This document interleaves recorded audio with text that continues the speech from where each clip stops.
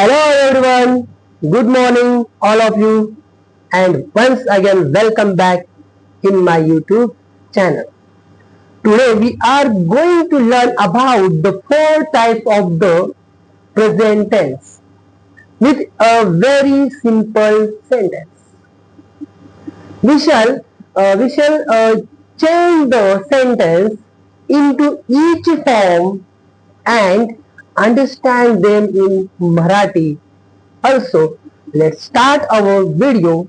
Before the starting of this video, I will request to you, if you are new here, please don't forget to subscribe and press bell icon of my channel. तर चला मित्रांनो, या व्हिडिओमध्ये आपण present टेन्सचे जे उपप्रकार आहे, sub kinds आहे, त्या सब काइंड्स मध्ये एकच वाक्य कशा पद्धतीने आपण बनवू शकतो मराठी अर्थासह समजून घेऊया. पहिला काळ जो आहे सिंपल प्रेझेंट टेन्स. आता सिंपल प्रेझेंट टेन्स म्हणजे साधा वर्तमान काळ. तर साध्या वर्तमान काळामध्ये वाक्य बघा मित्रांनो, सिंपल प्रेझेंट टेन्स मध्ये I watch a cartoon movie every Sunday.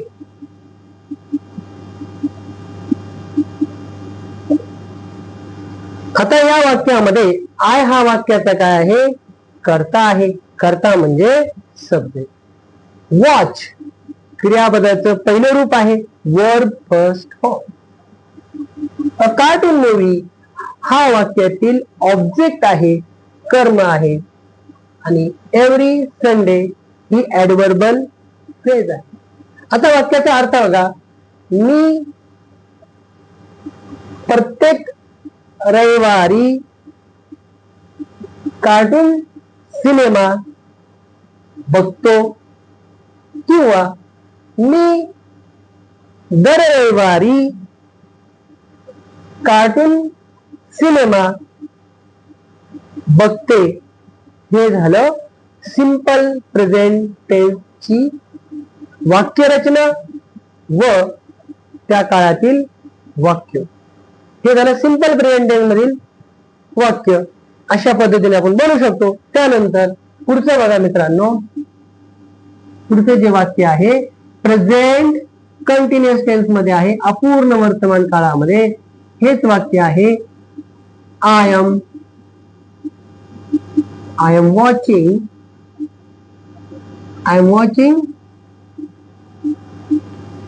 Watching a cartoon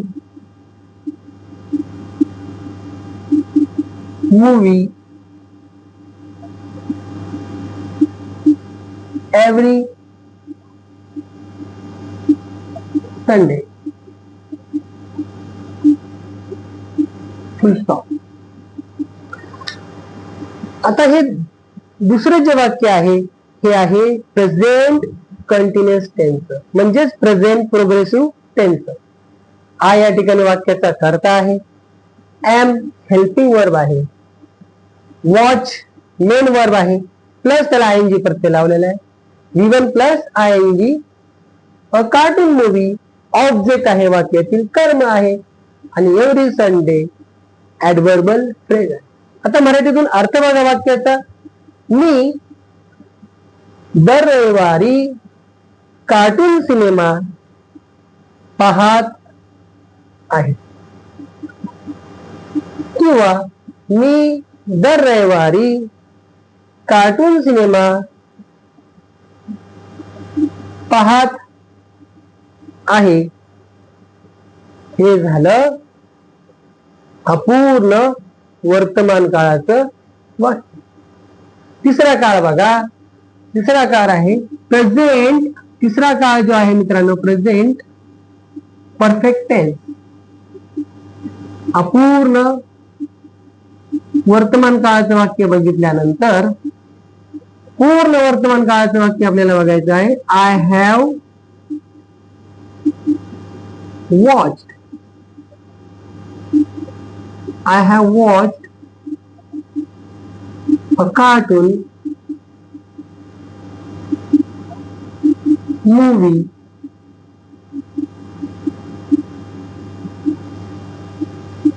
every Sunday. Full stop at the last of the sentence. आता हे वाक्य बघा, प्रेझेंट परफेक्ट टेन्सचं वाक्य आहे. पूर्ण वर्तमान काळाचं वाक्य आहे. I have watch a cartoon movie every Sunday. मी दर रविवारी कार्टून सिनेमा पाहिलेला आहे, किंवा मी प्रत्येक रविवारी कार्टून सिनेमा पाहिलेला आहे.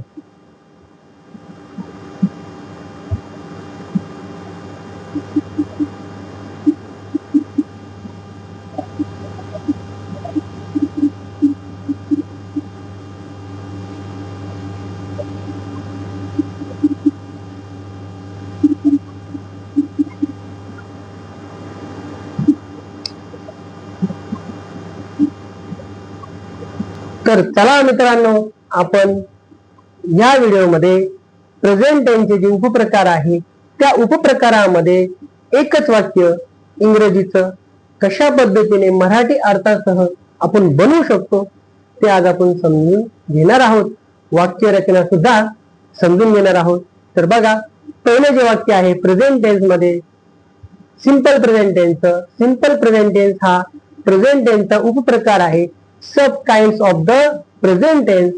तर पहिले बघूया सिंपल प्रेझेंट टेन्सचं वाक्य. सिंपल प्रेझेंट टेन्स म्हणजे साधा वर्तमान काळ. I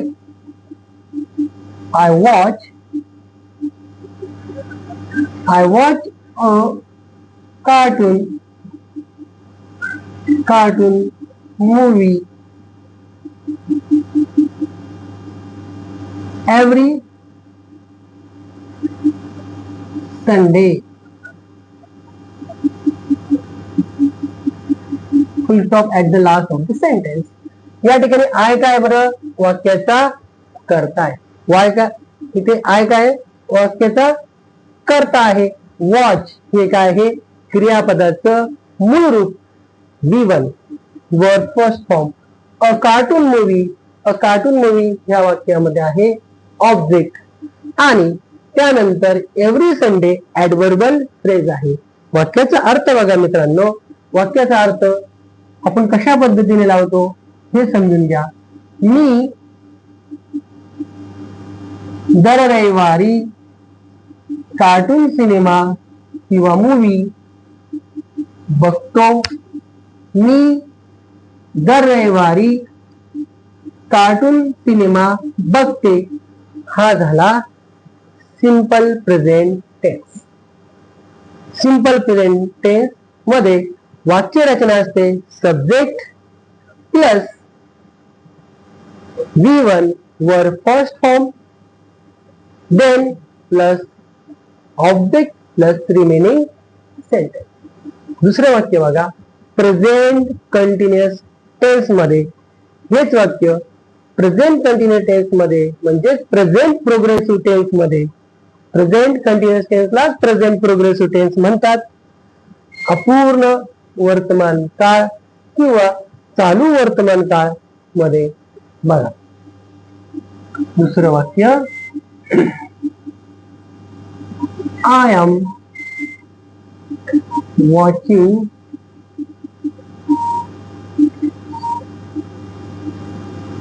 a cartoon movie every Sunday. Full stop at the last of the sentence. आता हे वाक्य बघा, या वाक्यामध्ये आय हा वाक्याचा कर्ता आहे. आय असल्या कारणास्तव मी या ठिकाणी एम हेल्पिंग वर्ब घेतलेला आहे. V1 ला आयएनजी प्रत्यय लावलेला आहे. V1 plus ING. A cartoon movie object आहे वाक्यातील, कर्म आहे. आणि एव्हरी संडे हा झाला ऍडव्हर्बल फ्रेज किंवा रिमेनिंग सेंटेन्स. वाक्याचा अर्थ बघा, मी दर रविवारी कार्टून सिनेमा पाहत आहे. या वाक्यामध्ये सुरुवातीला कर्ता म्हणजे वाक्याचा सब्जेक्ट घेतलेला आहे. त्यानंतर हेल्पिंग वर्ब एम या ठिकाणी वापरला आहे. एम इज आर पैकी एम हा हेल्पिंग वर्ब वापरलेला आहे, कारण आय बरोबर नेहमी एम हा हेल्पिंग वर्ब वापरला जातो. मेन वर्बला आयएनजी प्रत्यय लावलेला आहे. अ कार्टून मूवी वाक्यातील कर्म आहे आणि एव्हरी संडे ही रिमेनिंग सेंटेन्स आहे किंवा ऍडव्हर्बल फ्रेज आहे. आता तिसरं वाक्य बघा, प्रेझेंट परफेक्ट टेन्स वाक्य, पूर्ण वर्तमान काळाचं वाक्य.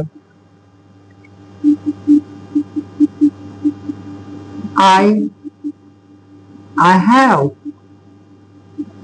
watched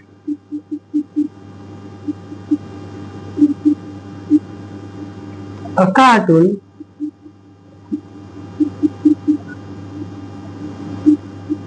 cartoon movie every Sunday. आता ह्या वाक्यामध्ये मित्रांनो, आय हा वाक्याचा कर्ता आहे म्हणजे सब्जेक्ट आहे. हॅव हेल्पिंग वर्ब आहे. वॉच्ड पास्ट पार्टिसिपल आहे. विक्री आहे क्रियापदाचं तिसरं रूप आहे. अ कार्टून मूवी ऑब्जेक्ट आहे, वाक्यातील कर्म आहे. And every Sunday adverbial phrase आहे किंवा रिमेनिंग सेंटेन्स आहे. वाक्यरचना बघा, subject plus have has. Present perfect tense मध्ये हॅव आणि हॅज चा वापर केला जातो ऍज अ हेल्पिंग वर्ब म्हणून. आय बरोबर हॅव वापरता म्हणून आय हॅव.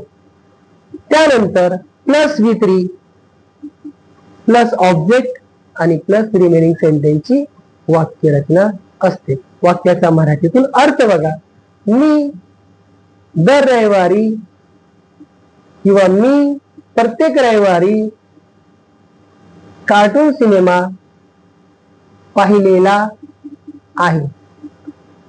वाक्यातील क्रिया वर्तमान काळामध्ये पूर्ण झालेली आहे. चौथं वाक्याचा जो चौथा प्रकार आहे तो बघा, प्रेझेंट परफेक्ट कंटिन्युअस टेन्स. वाक्याचा चौथा प्रकार प्रेझेंट परफेक्ट कंटिन्युअस टेन्स, पूर्ण अपूर्ण वर्तमान काळ.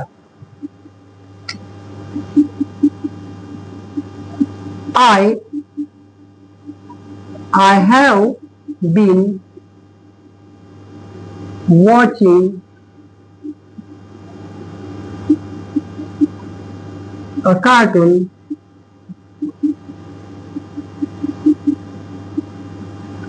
cartoon movie